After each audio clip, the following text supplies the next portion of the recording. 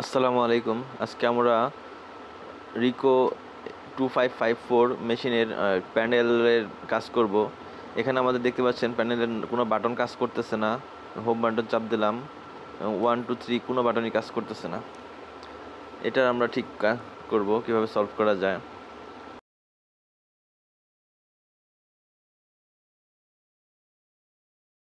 এখানকার কোনো বাটনই কাজ করতেছে না, ডান পাশ এবং বাম পাশের কোনো বাটন কাজ করতেছে না। আমরা এটাকে বন্ধ করে নিচ্ছি। এখানে দুইটা স্ক্রু আছে, দুইটা স্ক্রু খুলে ফেললেই হবে। আমি যদি স্ক্রুটা আগে খুলছিলাম তাই আমার খুলে গেল এটা। তারপর এই পাশে 4টা স্ক্রু আছে, এই পাশে এই ডান পাশে 2টা, বাম পাশে 2টা।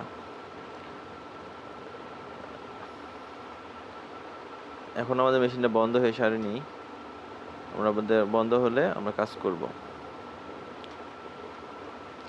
আমাদের মেশিনটা বন্ধ হয়ে গেছে। এখন আমরা এখানকার 2টা কেবল আছে, এই কেবল 2টা খুলে ফেলবো। আর আমি নতুন আরেকটা প্যানেল বোর্ড নিয়ে আসছি, যেটা এখানে লাগাচ্ছি।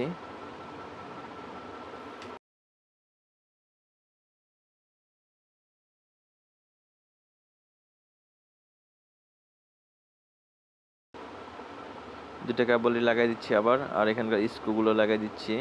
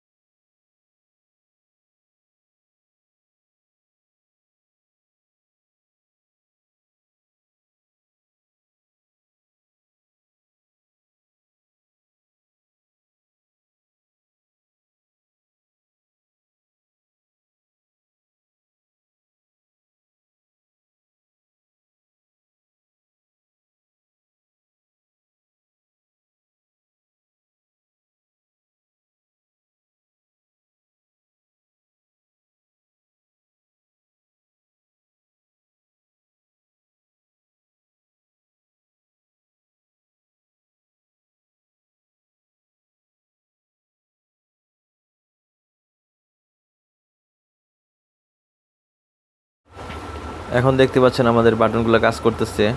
আমরা 1 2 3 লিখলেও হচ্ছে, রিসেট ক্লিয়ার হচ্ছে, এবং হোম বাটন সকল বাটনই কাজ করতেছে।